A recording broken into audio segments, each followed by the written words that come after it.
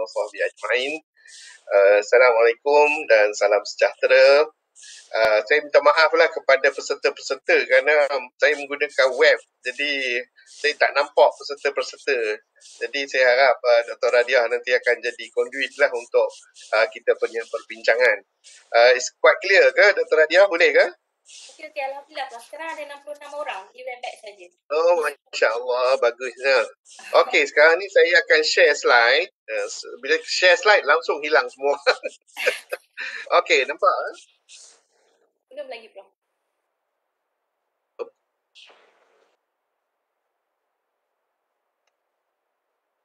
Saya tak share lagi. Mana dia? Oh, ni dia. Sorry, saya tekan buat salah tempat pula dah. Screen sharing. Okey.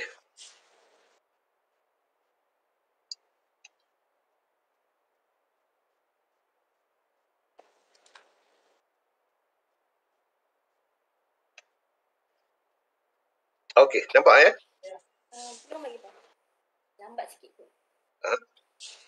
Dia lambat sikit. Tak ada lagi. Belum lagi, belum.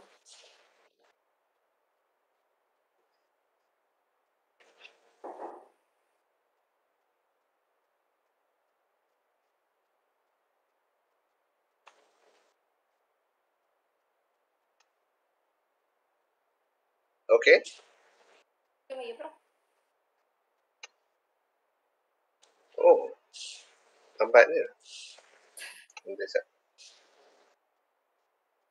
Prof share screen lah macam tadi.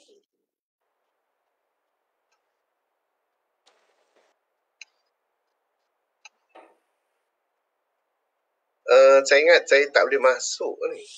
Oh, ya, Dia tak bagi kebenaran. Dia tak ada warna itu.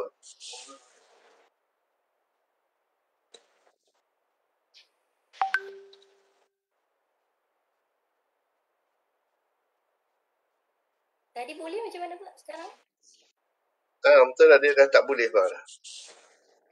Saya masih duk sharing lagi. Tak apa macam ni, Prof. Sambil-sambil Prof set up tu, Prof bagi... Okey, dah boleh dah. Boleh dah? Boleh dah. Sorry. Dia apa orang kata, teknologi ni macam ni lah. Tadi nampak dah okey dah, mudah aja. Sekarang ni dia tengah itu connecting lagi. Okey, tak ada lagi. Tak ada.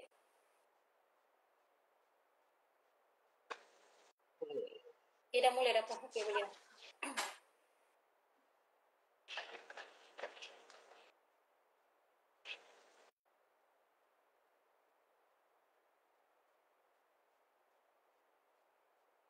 Okey.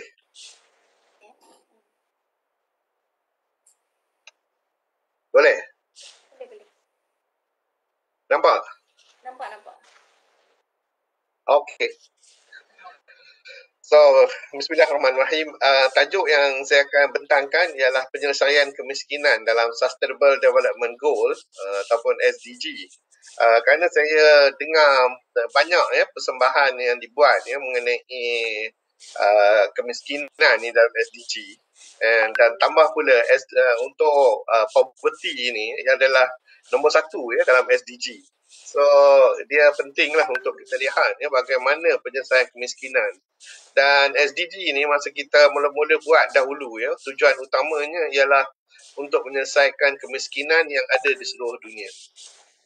So ini adalah penyelesaian kemiskinan, dan kita akan lihat bagaimana SDG menyelesaikan kemiskinan sama ada di Malaysia ke ataupun di seluruh dunia. So untuk mengingat kita bagi orang yang beragama Islam, mungkin ayat ni dah semua orang baca dalam especially waktu maghrib A'udzubillahi minasyaitonir rajim. Bismillahirrahmanirrahim. Ara'aital ladzi yukadzibu biddin fadzalikal ladzi yad'ul yatim wa la yahuddu ala ta'amil miskin. Itu yang last tu yang kita nak tumpuk. Ni surah Al-Maun ayat surah yang ke-107. Yang penting ialah ayat yang ketiga dan mereka dia tidak peduli atas makanan orang miskin. So kita akan cuba orang kata tidak berlaku sedemikian. Okey, rezeki ni Allah telah tetapkan kepada kita ada beberapa perkara ya. Ada rezeki yang tetap dan ada rezeki yang tambahan ya Allah berikan. Jadi rezeki yang tetap itu telah terjamin ya bila kita anak tu sebelum dilahirkan dia telah dijamin ya rezeki yang akan dia dapati. Tetapi ada juga rezeki-rezeki yang kita boleh dapat ya tambahan ya Allah berikan selepas itu daripada rezeki tambahan itu, iaitu rezeki yang tak terduga, rezeki yang berpunca daripada keluarga dan rezeki daripada perbuatan kita. Jadi di manakah yang dikatakan rezeki yang tambahan ini? Kalau untuk keluarga, bila kita dapat anak, maka Allah akan tambahkan lagi rezeki yang kita telah ada tadi ya. Rezeki terjamin tadi ditambah lagi disebabkan oleh anak tersebut. Dan perbuatan apabila kita bersedekah, Allah katakan bahawa dia akan memberi tambahan juga dari segi rezeki. Maknanya apa yang kita beri, maka kita akan dapat balik yang lebih ganda-ganda lagi. Begitu juga dengan usaha. Bila kita berusaha dengan giat, maka Allah akan berikan kita berdasarkan usaha kita itu rezeki tambahan. Begitu juga bila kita istighfar. Jadi mudah saja kata astaghfirullahalazim, maka Allah akan tambah rezeki kita dengan mudah juga. Jadi itu ada juga tambahannya. Dan juga kalau kita bersyukur ke atas nikmat-nikmat yang kita perolehi, maka Allah akan tambahkan lagi rezeki kita. Jadi kita nampak bahawa rezeki ni banyak ya. Dan kalau kita nak lihat daripada ayat Quran, memang ada ayat Quran ada 8 jalan ya rezeki menurut Al-Quran yang disenaraikan di situ. Saya tak naklah nak go through. Kalau saya nak go through yang ini, dia akan mengambil masa ya. Tetapi bagi yang berminat, dia boleh tengok ya bahawa rezeki itu banyak ya, Tuhan bagi banyak. Tapi and yet kita dapati ada kemiskinan. Ini dia, apakah puncanya yang menyebabkan ada kemiskinan tersebut? Okey. Jadi overview untuk poverty ni. Kita dapati poverty ni memang dah cuba kita selesaikan. Tetapi for the past 25 years memang itu tujuan kita ya, mengurangkan kemiskinan ini. Tapi kita dapati beberapa perkara yang berlaku sekarang ini menyebabkan ada setback ya, ada worst setback. Ini berpunca daripada COVID-19 ni, apa yang berlaku ya. Kita lihat bahawa ada berlakunya pandemik ini. Jadi pandemik ini dan juga pergaduhan yang makin bertambah dan juga perubahan cuaca yang berlaku sekarang, climate change, ini semua membawa kepada kemiskinan itu makin bertambah, ataupun kalaulah kita dah mula nak mengurangkannya, dia akan bertambah cepat pula balik. Jadi yang ni kita kena aware ya. Dan kalaulah dulu yang kita dapati sebelum COVID-19, orang tu mungkin dah berjaya keluar daripada kemiskinan. Tetapi bila ada COVID-19, mereka dah terjadi kena balik. Jadi the new poor ni, itu kawan yang miskin yang baru ni, selalunya mempunyai ciri-ciri berikut. Dia adalah daripada bandar, selalunya kawasan bandar, dan mereka kronik ya, kerana mereka tak ada kerja pada dasarnya. Dan informal service sebagai contoh yang bekerja dengan kilang, bekerja dengan sebagai penjual dan lain-lain, semuanya ni akan bertambah menjadi miskin. Tetapi dalam agriculture dia agak berbeza. Kerana kita ketahui kerana agriculture itu dikawal oleh manusia itu sendiri. Dan yang ketiga ialah yang duduk di bandar-bandar yang kawasan-kawasan yang mengalami apa yang kita panggil sebagai lockdown dan mobility restriction ya, yang COVID-19. Jadi dari situ memang kita akan dapati suddenly ya, poverty ini akan bertambah. Dan mengikut World Bank ya, kalau kita plotkan ya, pada tahun 2019 ya, kita dapati bahawa dia dah menurun ya. Kalau kita tengok untuk global ini, dia telah menurun. Tetapi pada tahun 2019 dia dah mula naik balik. Dan 2019 itu ialah mulanya set COVID-19 ya, dan dia akan bertambah lagi seterusnya kalau kita tak kawal ya COVID-19 ini. Begitu juga ya kalau kita buat comparison ya, begitu juga kalau buat comparison kalau di tempat-tempat Asia Pasifik, kita akan dapati dia menurun juga, tetapi dia akan bertambah ya pada tahun 2019. Dan kalau kita tengok kat Eropah pun begitu juga, perkara yang sama berlaku, dia tengah turun tetapi dia akan bertambah sedikit. Cuma yang kita sedih bagi kita umat Islam ni, inilah dia kita umat Islam ni, kemiskinan ni bertambah sampailah sampai 2019, dan bila ada je COVID-19 ni lagi bertambah lagi cepat. Inilah dia kita orang Islam mempunyai masalah ini. Ini di Middle East dan juga kawasan-kawasannya. Begitu juga dekat Sub-Sahara, kawasan-kawasan orang Islam juga sama juga ya, pertambahannya agak slow. Pertambahan kemiskinan tu bertambah tetapi agak slow sikit, dan apabila COVID-19 dia bertambah lagi banyak. Jadi dengan itu ya, kita perlu memikirkan poverty ni, kemiskinan ni. Tak boleh dah biarkan begitu saja. Kalaulah kita tak mula memikirkannya, maka kemiskinan ni akan berterusan ya, akan naik bertambah-tambah ya. Jadi kalau kita tengok balik kepada Malaysia ya, kita tengok Gini trend ya. Gini trend ini adalah pengukuran di antara orang kaya dengan miskin. Kalau dia tengok kat Malaysia agak surprising ya. Kalau kita tengok nampaknya macam apa orang kata Gini kita ni stabil aja. Memang kalau kita buat statistical analysis, kita dapati dia memang menurun ni sebenarnya, bukan bertambah. Tetapi itulah dia statistik ya. Kalau kita tengok secara kasar saja, memang kita akan nampak begitu ya. Tetapi bila kita tengok dari segi etnik ya, kita dapati bahawa pun agak macam tu juga, dia menurun ya. Menurun, kecuali adalah yang etnik yang bertambah sedikit. Okey, tetapi kalau kita tengok pula antara etnik, yang di situ baru kita nampak bahawa absolute divergence ya, mereka berpecah sekarang ni ya, makin lebar ya perbezaan antara orang kaya Bumi-Putera, orang kaya India dan orang kaya China. So inilah dia perkara yang perlu kita fikirkan ya, dengan lebih masak lagi di Malaysia. Begitu juga dengan urban dengan rural ya, yang ada di antara bandar dan desa ya.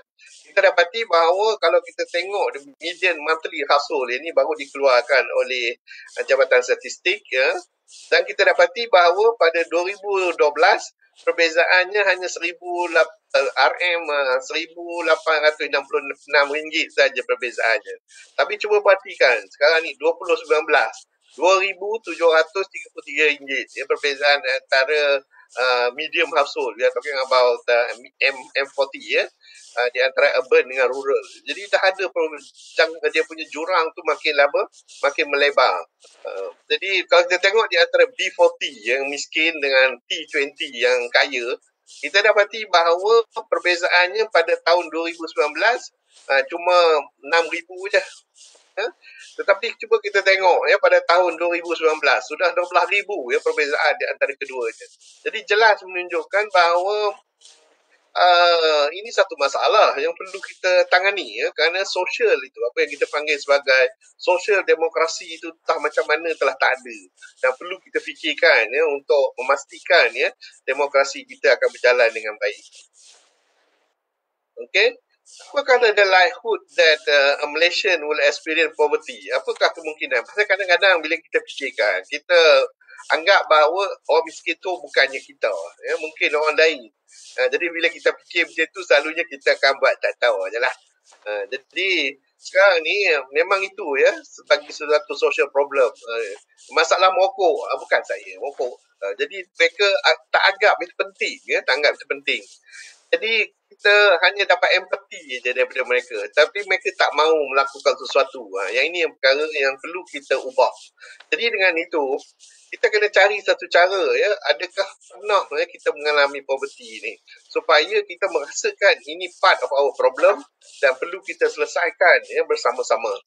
Jadi kalau kita lihat ya, secara dari segi sejarah ya, katakan satu lifetime ya untuk seorang Malaysian, berapa kali agak dia pernah merasa poverty ya. Jadi bila dia tengok macam tu, mungkin dia akan nampak lagi. In particular, kalau dia tak berfikir macam tu, maka dia ingat hanya orang lain je, orang minoriti je. Mungkin dia kata orang asli je yang miskin. Orang lain tak ada miskin. Dan dia kata mereka ni tak ikut mainstream, that's why mereka miskin. Jadi this type of argument memang selalu akan ada. Jadi perception of us and them itu akan ada dan mereka tidak mahu membantu orang miskin tersebut. Jadi Memanglah secara amnya the percentage of population who are poor nampak macam tak tinggi lah. Tetapi kalau kita tengok sebagai satu lifetime, mungkin ianya adalah berbeza ketika dia kanak-kanak, semasa dia dewasa, semasa dia bersekolah, masa dia dah besar, dan apabila dia pincin. Macam saya dulu, saya pergi ke Amerika Syarikat, ingatkan kita dah kaya sangat, rupanya kita jadi orang miskin dekat sana. Semuanya kena kira, duit nak makan kena kira, duit nak itu semua kena kira. Masa saya belajar di sana. Begitu juga sekarang, bila kita dah pencen, kita dapati selama ini kita dapat gaji yang tinggi, tetapi bila dah pencen tengok gaji kita berkurangan, jadi cara hidup kita sudah berbeza, dan kita akan merasai kemiskinan itu sendiri. Jadi Archimedes ini adalah seorang ahli fizik atau matematik telah mengatakan mengenai liver, dia adalah supposed to be pencipta liver ni. Give me but one firm spot on which to stand and I will move the earth. So maknanya liver ni macam orang kata kita nak angkat barang Jadi kalau kita ada satu tempat yang boleh kita cacak liver tu, maka kita boleh angkat apa saja di atas muka bumi ni. Jadi we hope, saya harap dengan pembentangan saya nanti akan dapat membantu kita untuk move the nation supaya kemiskinan ini menjadi satu isu yang boleh kita selesaikan dan bukannya masalah-masalah orang lain. Dan by the way, Ramadan dah nak datang. Dan itulah dianya yang Allah gunakan untuk mengingatkan kita bahawa kemiskinan, rasa orang miskin itu, bagaimana nikmat ataupun kesusahan yang dihadapi, itu hanyalah pada makanan. Tetapi sekurang-kurangnya Allah telah memberi peringatan kita bahawa kita kena ingat bahawa kita akan ada mengalami satu keadaan di mana tak cukup makan, tak minum dan lain-lain lagi. So bagi yang beragama Islam, saya ucapkan Ramadan Mubarak dan semoga Allah memberkati dan menerima Ramadan yang akan datang nanti.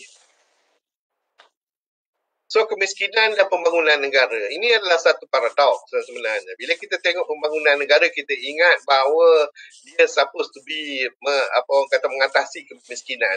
Tetapi malangnya kita dapati bahawa tidak, perkara begitu tak berlaku. Dan apabila ini tidak berlaku, maka duit yang kita bagi itu tak tahu pergi ke mana. Dia hilang macam tu saja. Dalam pembangunan kita supposed to be bagi duit. Jadi perbincangan perlu dilakukan untuk memastikan di mana duit itu telah pergi. Kerana ini adalah usaha yang paling utama yang kita lakukan di dalam membasmi kemiskinan yang paling usaha yang paling besar sekali. Jadi apa dia definisi national development dahulu sebelum kita go into detail. National development adalah didefined sebagai the long-term collective pursuit of the highest level of well-being for the greatest number of citizens. Jadi kalau perhatikan ni, the long-term untuk masa panjang, dan it is well-being untuk the highest level of well-being untuk untuk semua orang, terutama rakyat di negara tersebut. Itu adalah national development Tapi yang interesting dia bergantung pada politik. Ini yang menjadi isu big isunya ialah dia bergantung pada politik, dan decision yang banyak berlaku ialah dibuat oleh ahli-ahli politik. Ahli-ahli politik. Dan this politik undertaken ini yang selalu menjadi masalah kita. Kerana bila kita soal siapa dia kolektif pun ditentukan oleh politik. Well-being yang dikatakan sihat, adakah aku saja sihat, yang aku sebagai menteri maka aku sihat, orang lain tak sihat, tak kira. Ataupun citizen, adakah siapa yang citizen, aku je citizen kerana aku memegang politik atau memegang pemerintahan. Jadi ini soalan-soalan politik sebenarnya. Jadi setiap orang ada dia punya tarifannya untuk kolektif, well-being dan citizen ini. Jadi kalau kita tengok selain daripada definisi itu itself akan membawa kepada political isu-isu politik, kita dapati juga the choice of allocation. Setiap tahun kita akan dapati ada budget bilion-bilion yang dimasukkan ke dalam masyarakat. Tapi ke mananya perginya? Kerana dia bergantung kepada allocation of public resources. By the way, duit-duit yang bilion-bilion itu datang daripada tax kita. Saya bayar tax, dan rakan-rakan semua kita bayar tax. Jadi duit tu pergi ke mana? Siapa yang mengambil duit itu? Inilah dia yang menjadi isunya. Bagi yang dapat, dia happy lah. Dan kalau dia happy, setakat apa orang kata dah sanggup membantu orang lain tu tak apa. Tapi yang masalahnya dia happy seorang je. Dia tak peduli dah orang lain. Dan siapa yang tak dapat pula bising-bising. Dia tak dapat, dia bising-bising lah. Tapi once dia dapat, dia pun buat tak tahu aja. Inilah dia masalah due to political undertaking ni. So, kita ada fiscal policy. Setiap tahun berlaku perkara ini. Kalau dulu tujuan utama fiscal policy ialah untuk healthy economy, untuk membentuk ekonomi yang baik. Sebelum Great Depression dulu, memang apa orang kata the government tak nak involve dalam politik semasa, tak nak involve dalam ekonomi semasa dan dibiarkan free market economy. Tapi FDR ataupun Franklin Roosevelt memulakan, iaitu apabila berlakunya depression, dia mula memasukkan kerajaan dalam spending untuk memperbaikikan ekonomi negara. Jadi itulah permulaannya bagi siapa yang tahu bidang ekonomi. Inilah yang kita namakan Keynesian Economic Theory. Saya tak nak go into detail juga mengenai perkara ini. So, is sustainable development goal our solution for zero poverty? Ini dia soalan dia. Baru tadi preamble saja. Ini dia soalan saya. So, apa dia sustainable development goal ini? Ianya kita lakukan lebih kurang bermula pada tahun 2012. Masa itu saya masih lagi pengarah CGSS. Dan kami bertiga tak silap saya, timbalan saya dan juga Dr. Sayuti dan juga Dr. Sayuti, kami telah pergi ke New York untuk menyediakan Sustainable Development Goal ini dan akhirnya pada 2015 ia ditandatangani oleh Yang Amat Berhormat Perdana Menteri yang bersetuju bahawa Sustainable Development Goal ini akan digunakan juga di Malaysia. Dan hampir semua negara bangsa-bangsa bersatu bersetuju. Ini dah ada caranya untuk kita membangun development. So kita nak tengok, betul ke yang ini boleh buat penyelesaian untuk kita miskinan ini. So dalam Sustainable Development Goal ini ada 17 parameter ataupun 17 goal yang perlu di-achieve. Dan yang nombor satu sekali ialah no poverty. Dan berturutan dengan zero hunger, good health, quality education dan seterusnya. Saya tak nak baca lah. Boleh baca sendiri Tapi number one, ni dia pentingnya. Number one ni adalah no poverty. Iaitu tidak ada kemiskinan. Tak ada kemiskinan. Jadi apakah dia inspirasi bila kita letak itu nombor satu? Jadi bagi orang yang tak menyediakan dokumen ini, mungkin dia tak berapa rasa sangat. Bagi siapa yang menyediakan dokumen-dokumen ni sampai 17 ni, kerana ada masa kehadiran kita di New York itu, ada lebih dari 1,000 pakar dalam bidang pembangunan dan lain-lain. Kita berkumpul untuk cuba mendapatkan 17 ni. Pada mulanya ada 1,000 cadangan, akhirnya turun ke 17 dan kita meletakkan no poverty sebagai number one. Mengapa itu? Okay, jadi Sustainable Development Goal ini yang nombor satu, kenapa kita letak ialah dan SDG 1 itu bermaksud end poverty in all its form everywhere. Cuba kita perhatikan istilah yang kita gunakan, end poverty, bukan lagi mitigate ke, cuba mengatasi ke, tak ada. End kan poverty in all its form everywhere. So dia mesti ada satu kaedah yang tertentu, bukanlah saja cakap saja. Kerana tak tahulah OIC mungkin style of itu, tetapi United Nations tak macam tu. Bila kita kata SDG 1 end poverty itu, kita ada cara dia. Bagaimana cara dia tu? Ada 7 targets dan ada 14 indicators untuk kita laksanakan. Kalau kita tak laksanakan, kita tak boleh berjaya untuk melaksanakan, untuk mengakhiri poverty ini. Dan ianya mengandungi beberapa perkara. Pertama, dia akan membuat pengukuran poverty itu sendiri. Yang ini adalah baseline dia. Dan lepas itu, dia bukan sahaja mengukur poverty itu, tetapi juga ada dimension lain yang dimasukkan dalam poverty. Pertama ialah access to social protection. Dan kedua ialah basic services. Yang ketiga economic resources. Dan yang keempat ialah resilience. Saya akan explain tiap satu padanya supaya kita semua faham dan lihat ya bagaimana menggunakan Sustainable Development Goal ini untuk mengatasi kemiskinan. Jadi kalau kita lihat dekat sini, bukan itu saja, ya, ada tambah pula bagaimana nak implement dia. Ingat senang ke? Ada cara nak implement dia pun juga. Bukan just cakap-cakap saja. Bagaimana nak cara nak implement dia? Kita kena mobilize all the resources. Ini pun saya akan explain nanti. Bagaimana dan kita perlu menyediakan polisi-polisi yang tertentu yang pro poor orang miskin dan yang gender sensitive policy. Jadi ada tambahan lagi. Jadi ini semua saya akan explain pada hari ini. Jadi kita akan tengok sama ada kita boleh buat penyelesaian ini atau tidak. Dan ini adalah kalau ada tunjuk gambar-gambar dia cantik lah. Selalunya orang tunjuk gambar ni saja. Tapi tak bercerita secara detail apa benda yang di gambar-gambar ni. Dia tahu warna merah saja. Okey. So, no poverty. It is a multi-dimensionality of SDG 1. Yang ini kita kena jelas. Jangan cakap kemiskinan saja. Tak ada kemiskinan. Tapi tak tahu apa benda je. Pertama, dia mesti diukur dulu. Mesti ada baseline. Income-based measure of poverty. Macam mana saya telah cakap tadi.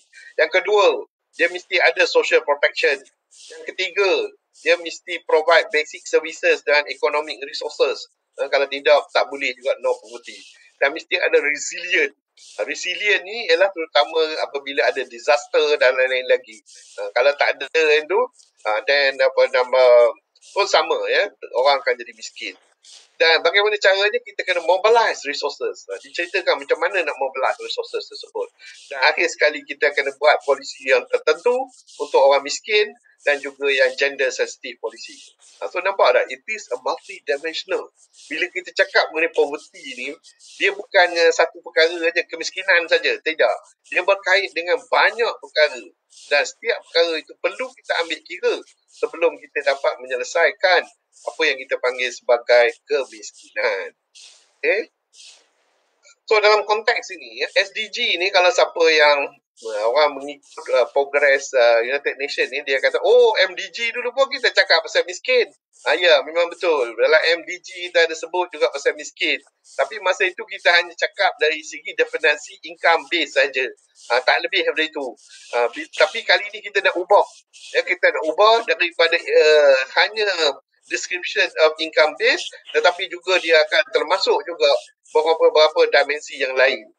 Itu dia bezanya. Sekarang ni kita ada multi-dimensional definition untuk kemiskinan.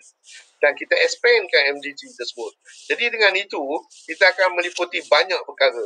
Dan ada satu usaha dijalankan oleh Oxford University. Mereka mencadangkan apa yang dipanggil sebagai MPI, Multi-Dimensional Poverty Index. Saya akan komen mengenai cadangan mereka ni dan saya akan bandingkan cadangan mereka ni berbanding dengan SDG. Macam mana sesuai ke tak sesuai ke. Dan multidimensional ini require addressing simple factor as interconnected whole. Maka semuanya berkaitan. Setiap faktor ini ada persambungannya. Jadi nanti kita akan ceritakan secara detail mengenai perkara ini. Tolong risau. Supaya kita dapat menyelesaikan kemiskinan ni once and for all. So, kita tengok dulu Oxford punya ni. Kadang kalau kita tak tengok orang lain punya dan kita tak put satu benchmark yang tinggi, maka kita ingat bahawa mungkin ada orang lain boleh buat penyelesaiannya. Ini adalah Oxford ya. By the way, siapa tahu Universiti Oxford dekat mana? Kat UK. Okay. Okay, jadi mengikut Global Multidimensional Poverty Index MPI ini berdasarkan pada 100 country, mereka juga buat secara dimensional. Ini dia contohnya, dia ada 10 indicators. Health, di bawah health ada nutrition dan child mortality. Bawah education ada years of schooling and school of attendance. And dalam living standard dia ada cooking fuel, sanitation, drinking water, electricity, house dengan asset. Ini yang dinamakan 3 dimension of poverty ya, mengikut Oxford. Okay, dan dia telah bentangkan ketah kerja mereka. So, bila kita tengok ni, kita boleh buatlah satu graf macam ni mengenai sesuatu negara. Jadi kita boleh tentukan apakah dia punya cut off, dia punya weight dan indikator dan lain-lain lagi. Dan kita boleh buat untuk satu negara. Oxford ni one thing mereka rajin ya, dia buat semua ni. dengan komputer yang sesuai memang mudah sajalah nak buat yang ni. Dan ini dibuat untuk India. Jadi kita akan dapati di mana kemiskinan itu berlaku di India dan apa di punca dia berdasarkan kepada MPI daripada Oxford tersebut. Malaysia, rancangan Malaysia yang ke-11 decide, kita pun nak buat MPI kita juga. So, mereka pun buatlah ni je MPI ni. Dan minta maaf lah dia tak consult CGSS dan juga dengan saya lah juga. Tak consult. Mereka buat sendiri. So, dia buat sini education, health, living standard dan income. Tu dia punya MPI dia untuk Malaysia dari segi kemiskinan. Dan mereka ada dia punya target untuk B40. Mereka ada dia punya focus area, macam mana nak buat. Dan mereka ada selected outcome daripada MPI itu. Wah, memang dahsyat lah. Kita ucap tahniah lah kerajaan Malaysia dalam usaha itu. Dan mereka ada strategic canvas pun, macam mana nak mengatasi bottom 40 itu. Tapi lepas tu ada election, habis cerita. Tak tahu pun dah pergi je semua ni. So, tapi ada pula satu grup cadang, kita dah ada MPI Oxford, kita dah ada MPI Malaysia. Why not kita cadangkan Islamic Poverty Indicator.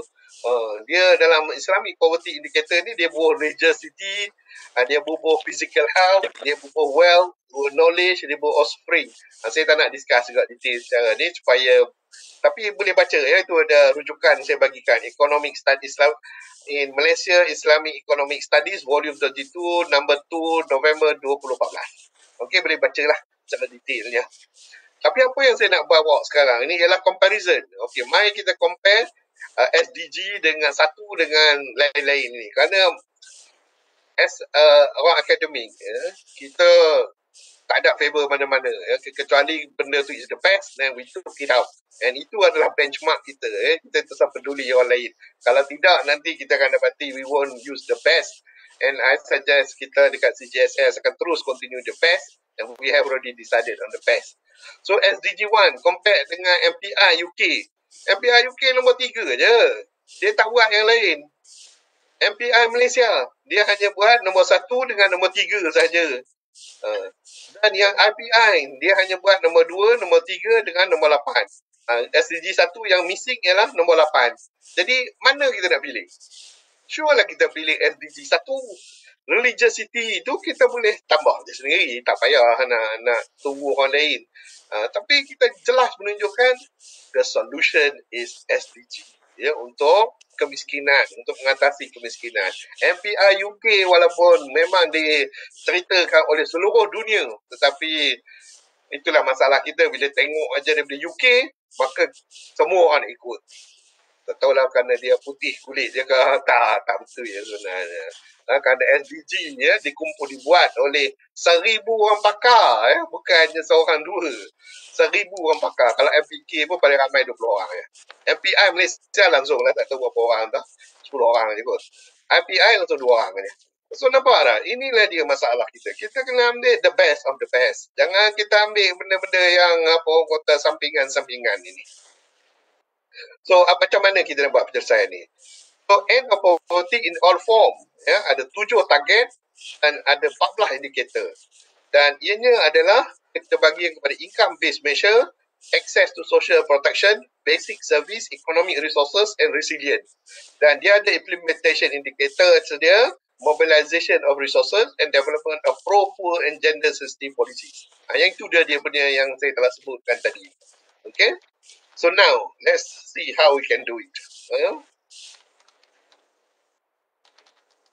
Oops. So kalau kita tengok secara ni poverty, it is a multi-dimensional approach to poverty dan ia require a multiple factors as an interconnecting whole. Ini adalah bawah tu adalah SDG, ada 17. So kita mula dengan yang pertama, iaitu inclusive growth punya, iaitu SDG 8 dengan 12. Kemudian kita teruskan dengan decent work, iaitu SDG 8. Dan kita tengok sektor protection, social protection, SDG 1 dengan 16. Kita tengok access to basic infrastructure, we are talking about SDG 6 dengan SDG 7. Food security, SDG 2. And then kita tengok nutrition, SDG 2. Dan kita tengok health SDG 3. Dan kita tengok mengenai education SDG 4. Dan kita tengok mengenai empowerment kita tengok apa SDG 5. Kita tengok mengenai environmental sustainability 15, 14, 13 ya, termasuk climate change. Dan apabila kita cakap mengenai governance, kita tengok SDG 16. Jadi apabila kita tengok juga dari segi equitability, we are talking about SDG 10. Wah, basically semua SDG. Untuk no poverty, we need to do all the SDG. Kita kena adopt semua SDG ini dalam pentadbiran negara. Kalau kita tak adopt, maka kita akan tempang dan tidak dapat melaksanakan sepenuhnya. Jadi macam mana kalau kita decide untuk melaksanakan, katakanlah kita have the political will.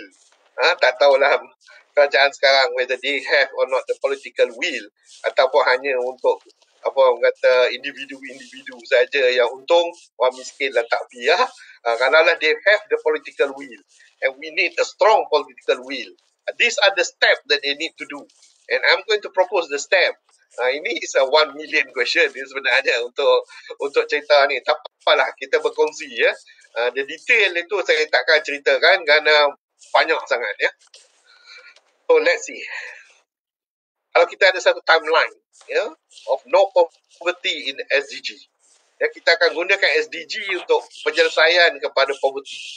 Apa yang perlu kita lakukan pertama ialah mobilization of resources. Di mana kita kena tengok SDG 12, 14 dengan 15. Dalam itu tiap-tiap itu ada dia punya target, ada dia punya indicators. So we work on all of them. Itu je baru mobilization. And then lepas itu kita kena tengok the income based measurement. Kita kena buat a baseline study. Kita tengok number 1 ada cerita detail dia, nombor 16 ada cerita detail dia macam mana untuk buat income based measurement.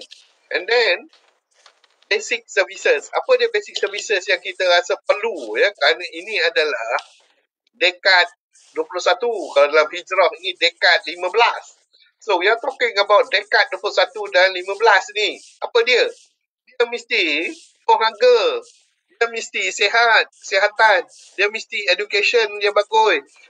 The best education, quality education. Dia mesti air dia adalah bersih dan dia mesti punya tenaga yang cukup. Jadi itu dia, ada 5 basic service. Kalau tak ada basic service ni, maknanya orang tu poverty. Dan dia mempunyai akses kepada economic resources. Iaitu nombor 8 dengan nombor 9. Dia perlu ada. Dan development of poor and gender sensitive policy ni, we are talking about SDG 5. Dia perlu ada. Detail dia pun ada dalam nombor 5 tersebut. Dan dia punya access to social protection dalam nombor 10, SDG 10 dan SDG 11. Dia cerita sekali detail ya macam mana nak buat benda ni. Akhir sekali ialah resilient. Itu dalam SDG 17, 13 dan 17. Pun dia cerita secara detail. Nampak tak? So it is obvious that no poverty dalam SDG is very clear how to do it. Okay? So in conclusion, kecuali ada soalan nanti. Basically, socio-economic status exists as an intersectional continuum. Dia satu intersectional continuum. So, macam social system yang lain lah. So, when we talk about poverty, we need to treat it as intersectional continuum. Berterusan, ya. Dia berkait dengan satu sama lain. Dan marginalization, the system barrier that lead to group of people going without representation perlu kita berhentikan. Ya. Sekarang ni, yang buat decision hanya orang yang meminta. Dia tak panggil orang lain pun. Dia tak tanya pakar-pakar. Dia tak tanya orang yang mempunyai ilmu, yang boleh membantu dia. Dia tahu, aku tahu, orang lain tak tahu. Mengapa? Kerana aku meminta. That is very bad. Ya? Jadi semua orang mesti involved. Decision making process. Especially bila kita nak bercakap mengenai placing of in a society. The zero poverty dream ini ya, selalunya bila orang cakap puncanya yang paling utama ya, anyone can get ahead. That monetary security, financial comfort, and even the occasional vacation and luxury item are all within reach. Mana semua orang boleh dapat. Memang itulah dia anggapan semua orang. Ya. Bila kita kata zero poverty, semua orang boleh dapat akses kepada perkara ini. Inilah dia, the Islamic utopia. Siapa kata? Ini the Islamic utopia. Dan kita hendak ini untuk semua orang. Bukan saja kepada orang Islam, tetapi orang bukan Islam juga perlu mengalami ini. Rahmatan alamin. Kita duk cakap pasal rahmatan alamin. Inilah dianya yang perlu diketengahkan. So, fortunately, kita dapati perkara ni bukan assumption yang baik. Playing field dia tak rata. So, ada yang setengah yang kaya mendapat keuntungan kerana kekayaannya. Orang yang pandai mendapat keuntungan kata kepandaiannya. Dan orang yang lain semua ketinggalan. Apa orang kata? Race, gender, sexual orientation, disability status dan lain-lain ni menjadikan berubahnya starting position. Maknanya mereka ni menjadi kalaulah bagi contoh ni kalaulah semua orang boleh sama jadi kita akan dapati tengok orang tu memanglah badan besar nak lawan dengan orang yang kecil, tak boleh, dia mesti sama, besar, tinggi. Okay. Dan kalau kita nak tengok playing field ini, ni memanglah sekolah ni berbeza-beza. Ada sekolah senang, ada sekolah susah. Kalau lah orang tu wheelchair, dia susah. Kalau ada orang tu banyak halangan, dia nak lari pun dia takkan menang mudah. Yang banding dengan satu orang tu yang mudah saja.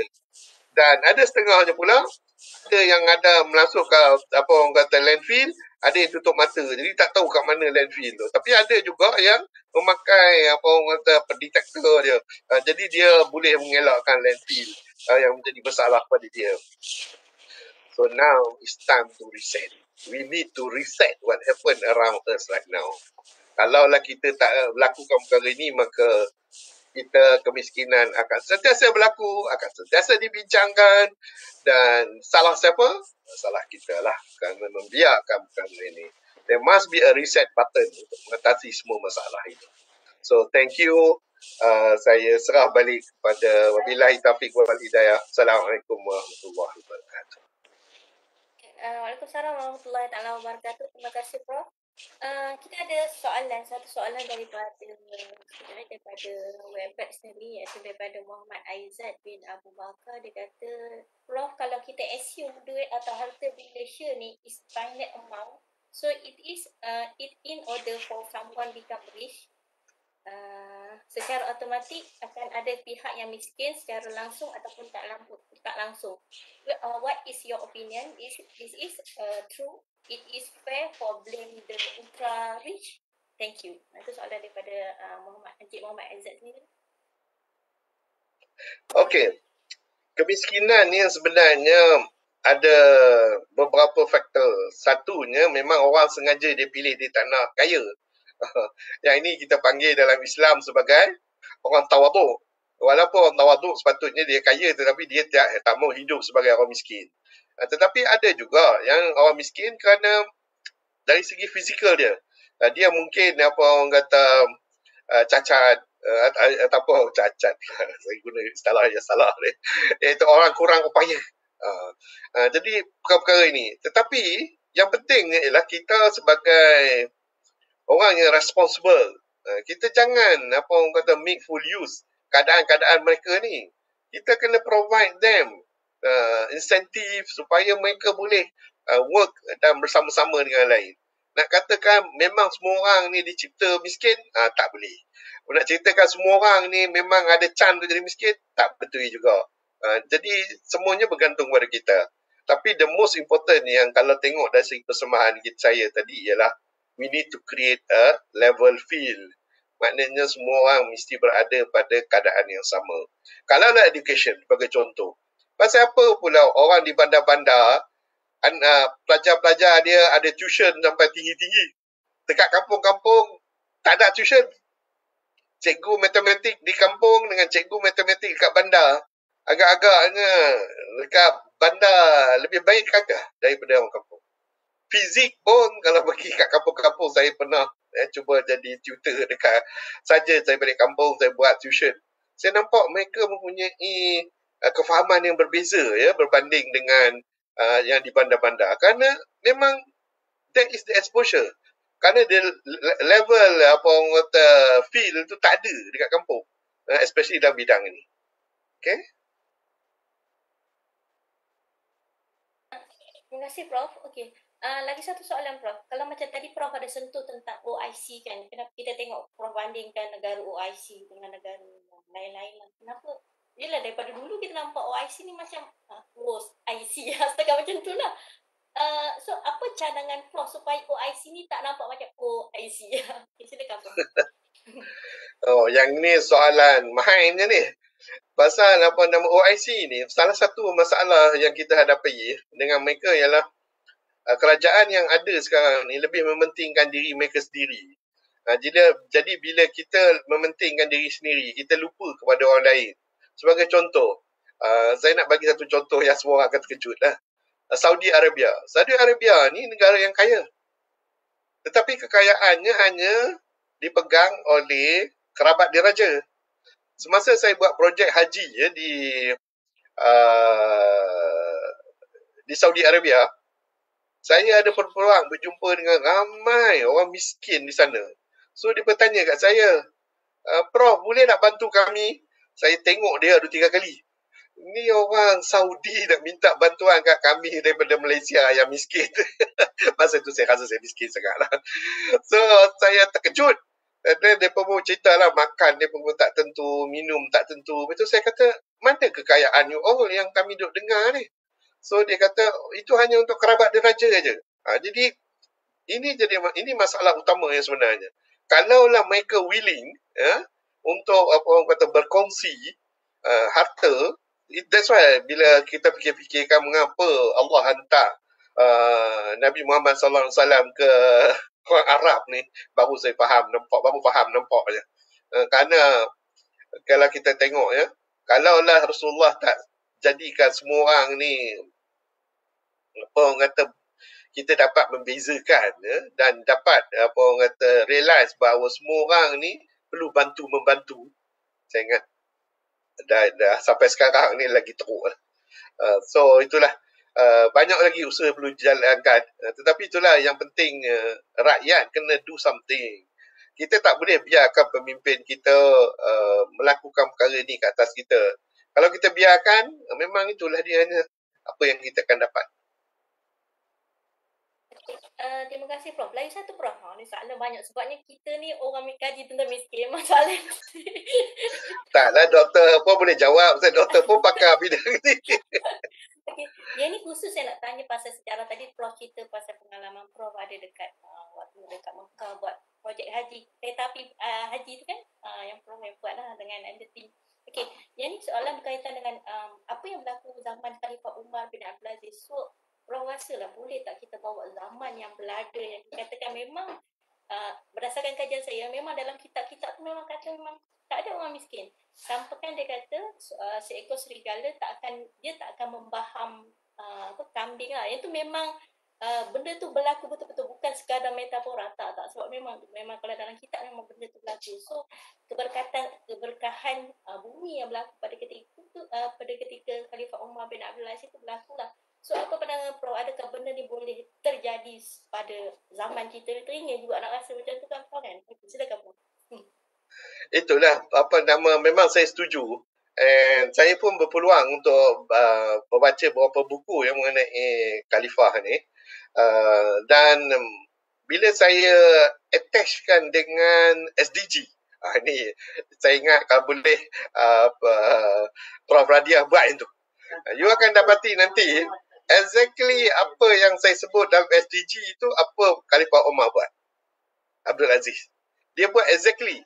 Dia mula daripada dia mobilize the resources sampai orang kata serigala pun dia tak nak makan pasal dia dah cukup makan, dah diberi oleh Umar Abdul Aziz. Resources untuk dia makan tu dah ada. Jadi dia tak perlu cari dah. Dan kemudian apa orang kata dia identify siapa dia orang miskin dahulu. Dan dia gunakan duit Baitul Mal untuk tukarkan kedudukan orang tu. Yang itu saya punya sebut nombor 2 tu kan ke? Itu semua dalam SDG. Itu dah tersusun dah elok dah. Cuma yang tak ada ialah bersyukur kepada Allah saja. So tak apa, itu kita tambah sendiri. Okay, Prof. Terima kasih banyak, Prof. Sebenarnya ada ramai juga student yang duduk dengar ni. Kalau ada student nak tanyakan soalan, dipersilakanlah. Bukan senang kan nak jumpa. Assalamualaikum, Prof. Silakan. Ya, saya ada soalan. Nama saya Zulfa. Thank you for the talk, Prof. Nak tanya pandangan Prof tentang financial system. Pasal ada few documentaries yang saya follow looking at the financial systems lah. Interest based, economic downturn, and then pumping money during economic downturn, for example. So through the interest, debt economy semua, macam the flow of money is going towards the richer gets richer. Akhirnya yang susah ni, the usaha, the effort yang dia buat tu sentiasa ada. Bukan nak kata dia orang tak berusaha, tapi the value of money is becoming less for them. And then ada buku saya baca in terms of interest. For example, the military defense equipment bought by Pakistan during diorang punya revolution years tu, and then purchased through US, tapi incur interest yang sampai sekarang tak habis dibayar.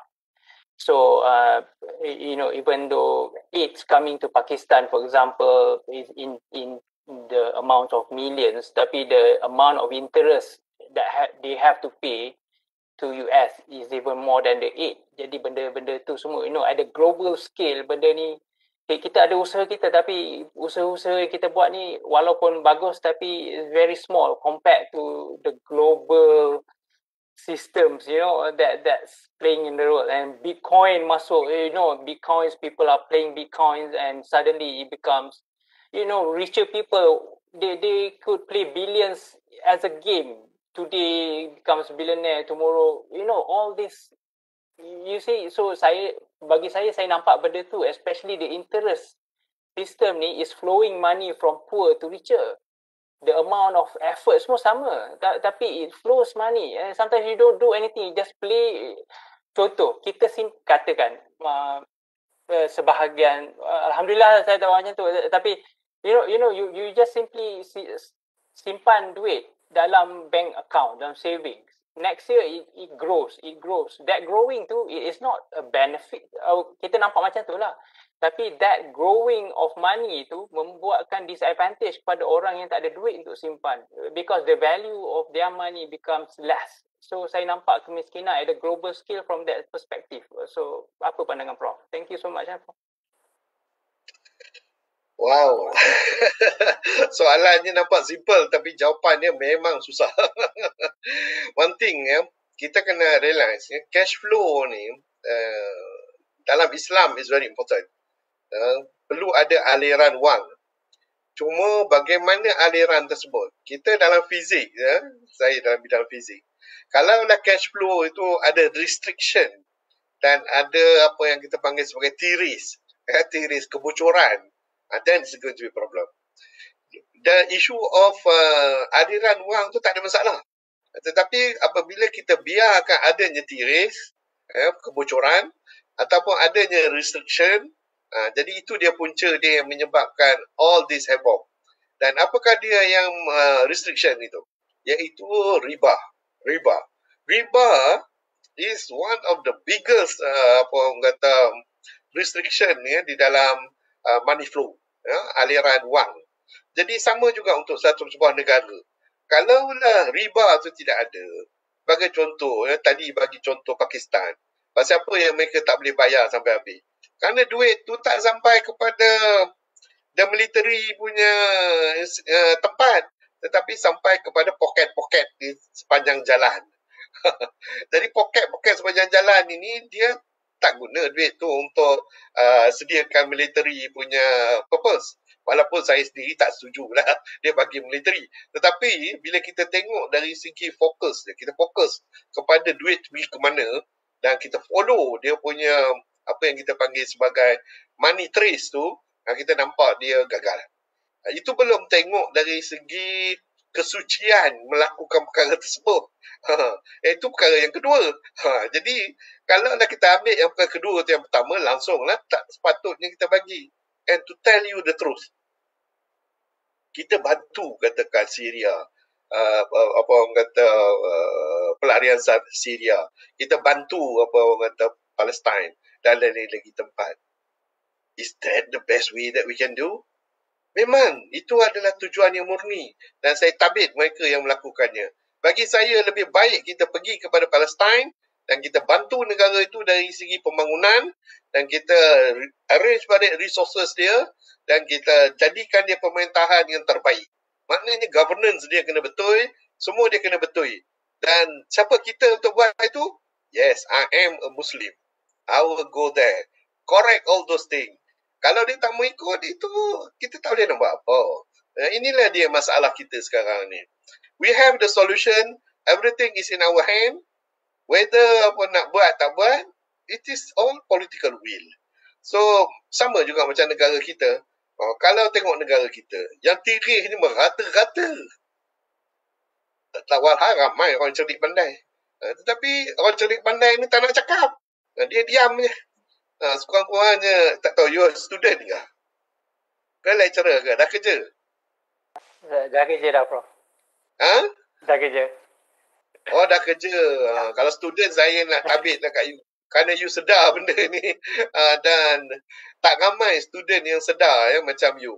Dan salah seorang student yang sedar macam, kalau lah you student lah, ialah Datuk Seri Anwar Ibrahim. Minta maaf lah. Saya nampak tak ada satu orang yang boleh mempunyai kesedaran ini daripada age muda dan sampai sekarang dia masih lagi berpegang kepada perkara ini.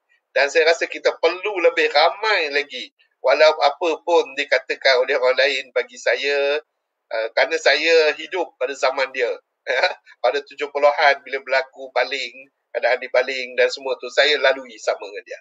Dan saya nampak dan bagaimana dia mempunyai sincerity untuk melaksanakan perkara ini. Dan tengoklah apa jadi kepada dia.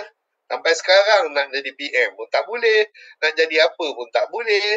Semua orang tak nak. Mengapa orang tak nak?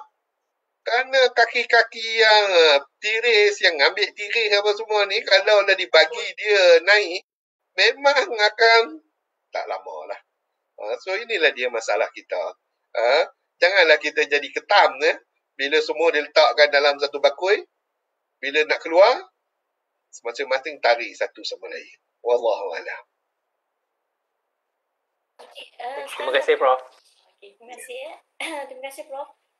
Sekarang dah pukul 12.03 lah. Kita lebih 3 minit lah. Tapi tak apalah, insyaAllah. Okay, Prof. Alhamdulillah kita dapat sambutan. Rasanya dekat YouTube pun hampir ni sekarang ni 14 orang. Tadi hampir 20 lebih lah orang yang lihat. Dan begitu juga partisipan kita di Webex sampai 90 lebih. Tadi saya tengok 95 macam tu lah. Sekarang ni dah tunggu dah.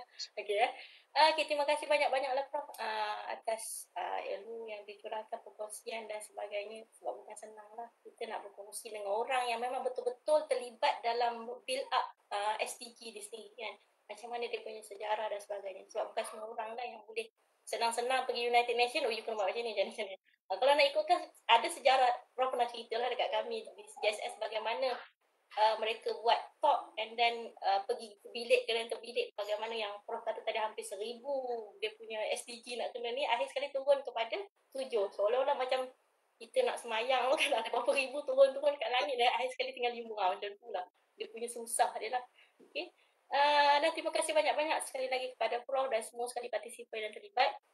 Dan jangan lupa isi borang yang CPD tadi ada di chat dan begitu juga di Facebook. Kita pun ada siapa-siapa yang ada di Facebook boleh letak di chat, di link tu boleh masukkan lah. Okay, terima kasih banyak-banyak Prof atas ilmu tadi lah dan perkongsian tadi. InsyaAllah akan datang kita mungkin akan jemput lagi dan banyak lagi lah perkongsian yang kita boleh buat. Ya, Assalamualaikum warahmatullahi wabarakatuh. Assalamualaikum.